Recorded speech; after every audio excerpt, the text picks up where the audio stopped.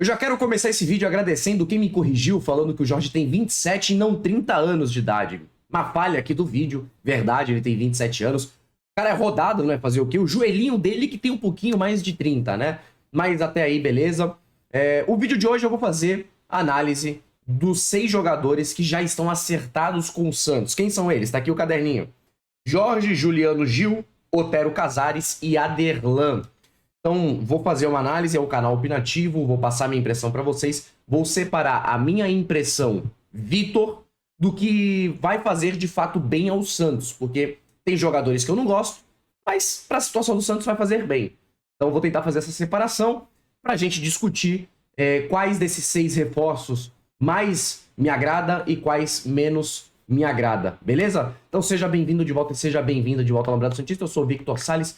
Faltam menos de 40 inscritos para os 13 mil aqui no canal. Então, por gentileza, se você gosta do Alambrado Santista, assiste aqui e não está inscrito, inscreva-se no canal, deixe seu like, comente no conteúdo para a gente poder crescer cada vez mais, beleza? Então vamos lá. Vamos começar daqueles mais antigos, que já foi noticiado mais antigamente, de uma forma mais antiga, para os mais novos. Juliano. Santos oficializou a chegada de Juliano na tarde desta terça-feira, ontem. Eu já dei uma prévia aqui da minha concepção sobre Juliano. Dos 6 nomes, talvez seja ali o segundo que mais me agrada. Se fosse para a Série A, se o Santos não tivesse caído, fosse disputar uma série A em 2024, com um novo presidente, com possibilidade de investimento, era um jogador que eu não gostaria de ver aqui.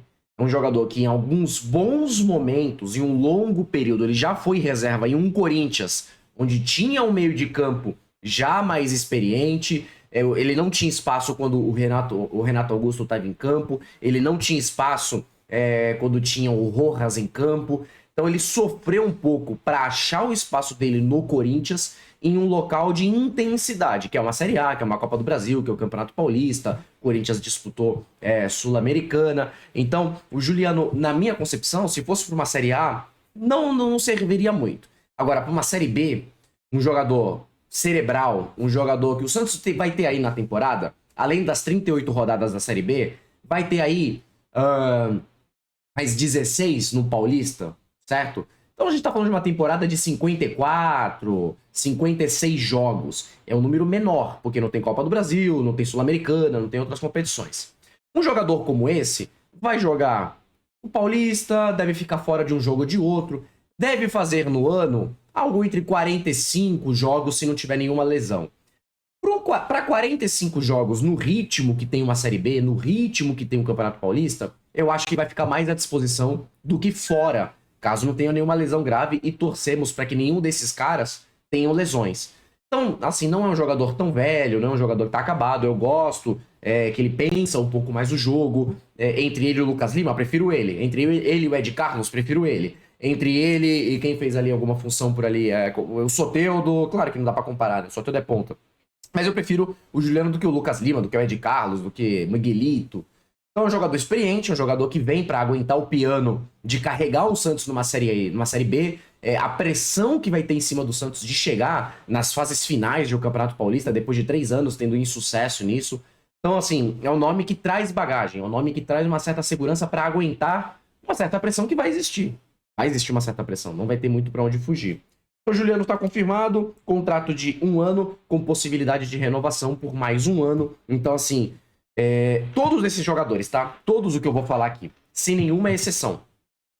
Se o Santos pretende voltar para a Série A ainda em 2024, todos eles precisam ter um backup, que precisa ter um substituto mais jovem para que possa assumir o protagonismo ou assumir esses lugares de titularidade em um 2025 em uma Série A. Eu não acho que o Juliano, voltando, se ele sobe com o Santos e faz um bom campeonato, e ele vai com 35 para uma Série A, acho que vai precisar de um outro nome. Isso vai servir pro Gil, pro Aderlan, pros outros jogadores. Então, para uma Série B, é um nome interessante, é um nome que não tenho nada a me opor. Vou passar rapidamente aqui. Jorge, já falei. Cara que jogou em 2019. Moleque jovem, jogou bem só na mão do Sampaoli. É um cara que teve técnicos bons que treinaram ele. Sofre com lesão. Não é um nome que me deixa muito empolgado. Eu acho que para uma lateral esquerda, Felipe Jonathan e Kevson, dá para segurar as pontas. Acho que dá. Você traz o Jorge, vai fazer o quê? Vai meter ele no banco do Felipe Jonathan? Vai fazer o quê com o Kevson? O Felipe Jonathan pode ser aproveitado no meio, como já foi lá no passado com o Cuca? Não sei se tinha muita necessidade da chegada do Jorge. Habilidade é indiscutível. Ele é um cara habilidoso. Ele tem um controle de bola, ele tem uma subida muito boa. Só que aquele de 2019, eu não posso ter a impressão daquele cara de 2019, porque aqui na lista tem caras que estão jogando com o nome que foi feito em 2017 e 2019. Entre eles, o Jorge. Então, dos 6, tem 3 que eu não gosto. O Jorge é um deles. Eu não vejo necessidade da chegada do Jorge. Posso estar sendo ácido, posso estar sendo crítico demais, mas eu acho que ele não tem nem físico e nem tem condições. E nem. Eu não acho que nem. Ele nem merecia voltar a um time grande depois de tudo que ele fez com a carreira dele. É um cara que é jovem, entende? Como falei, tem a sua habilidade. Eu não vejo nem um pouco de. Eu não vejo ele agregar ao setor lá de esquerdo do Santos. Claro, o Kevson, em muitos momentos, entregou a paçoca. Só que meter um moleque de 20 anos numa pressão danada. Felipe Jonathan fazendo uma pré-temporada, voltando, se ele voltar bem, eu acho que ele é o titular da posição. O Kevson pode ser um bom reserva. Agora, o que vai fazer com o Jorge? O que se pensa com o Jorge? Não tenho a menor ideia. Na minha visão, eu não gostaria do retorno dele. Eu acho que é um jogador que sofreu muito com lesões e há 4 anos vai para o 5º ano que não joga futebol. Que não joga futebol. Esse é um grande problema do Jorge. Quero falar sobre Aderlan, lateral direito. Desses daqui, eu acho que é o nome que mais me agrada. Que mais me agrada. Eu digo por quê. Primeiro que é um jogador da posição. É um jogador que estava jogando no Red Bull Bragantino. Jogador de 33 anos, experiente. Mesma coisa que eu falei do Juliano, serve para o Aderlan. O Santos precisa preparar bons laterais direito visando um possível retorno à Série A. O Aderlan tem 33, não é nenhum caquético, é um bom jogador, alto, 1,80 m, tem um bom passe. Como eu disse, estava fazendo uma boa temporada no Red Bull Bragantino. Topou vir para o Santos porque tem jogador aqui que é a oportunidade da vida de jogar em um clube foda que nem o Santos. O Aderlan topou essa oportunidade, vem para cá. Eu acho que vai agregar bastante um jogador da posição. Não vai precisar improvisar o Lucas Braga. Como falei, o Lucas Braga vai lá pro Japão. Muito por conta, devem ter liberado ele para negociar com o clube japonês, porque trouxeram um jogador da posição. Então eu gosto muito do nome do Aderlan. Vamos ver se em campo ele vai representar a minha expectativa. Desses aqui, foi o que eu falei, é o cara da posição, é um cara experiente, não vamos precisar improvisar. É uma deficiência que a gente tem há muitos anos na lateral direita. Só que, de novo, precisa olhar para o substituto. Quem vai ficar de reserva na lateral direita? João Lucas vai ficar aí? O Inocêncio acho que já foi devolvido. O Caissara teve seu contrato, já acabou. Quem é o reserva? Isso é o que me preocupa. Só que eu gosto da experiência, eu gosto de querer sair do Red Bull Bragantino e vir para um Santos assumindo essa bucha, e é um cara que entende da sua função. Então eu tenho grandes expectativas com o Aderlan. Dessa lista, eu sei o que esperar do Juliano. O Aderlan, eu acho que tem um pouco mais para me entregar. Então é o nome que mais me agrada desses 6 que estamos falando aqui. Então eu acho que chega, assume a camisa. Eu daria logo a camisa, a lendária camisa 4 para ele. Assume como titular e joga. Põe o cara para jogar. Eu acho que no Campeonato Paulista já vai agregar muito. Fazendo uma pré-temporada. Gosto muito do nome do Aderlan. Gil deve ser anunciado muito em breve. Esse vídeo deve subir por volta das 4h30, 5 horas. Até lá, quem sabe, o Gil já foi até anunciado. Gosto do nome do Gil para uma Série B. Ele entra muito na característica do Juliano. A gente sofre com zaga. A gente precisa de um cara com liderança. Já tem o Rincon. A gente vai ter a permanência do Furk, para mim, fenomenal. Fenomenal. Se não tiver nenhuma notícia para amanhã, eu vou tentar fazer um vídeo só sobre o Furk. Eu acho um argentino que jogou no México, era ídolo, entendeu a grandeza do Santos, entendeu a dificuldade, topou ficar. E não é porque não tem mercado. Se o empresário desse cara abrir a boca aí, ele volta pro México assim, ó, No instalar de dedo ele volta pro México. Topou ficar. Topou pegar a briga. Topou pegar a bucha. Então, assim como algumas lideranças são necessárias e faltou lideranças positivas nesse ano no Santos, o Gil é uma delas. O Gil, de novo, outro zagueiro que tem que se preocupar, o Santos tem que se preocupar em uma substituição futura. Não sei se o Gil aguenta voltar para um 2025 com um Santos pressionado para permanecer em uma Série A, caso volte.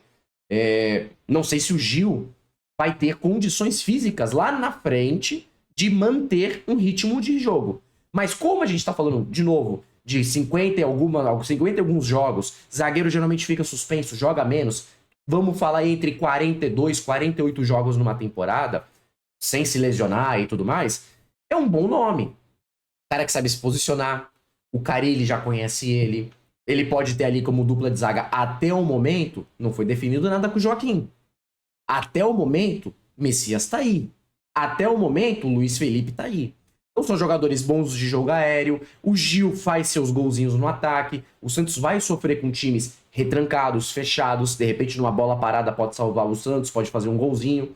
Então assim, pra mim, Aderlan, Juliano e Gil, muito pau a pau ali na segunda posição desses 6 reforços. Gosto, de novo, se fosse pra uma Série A, não acharia vantajoso.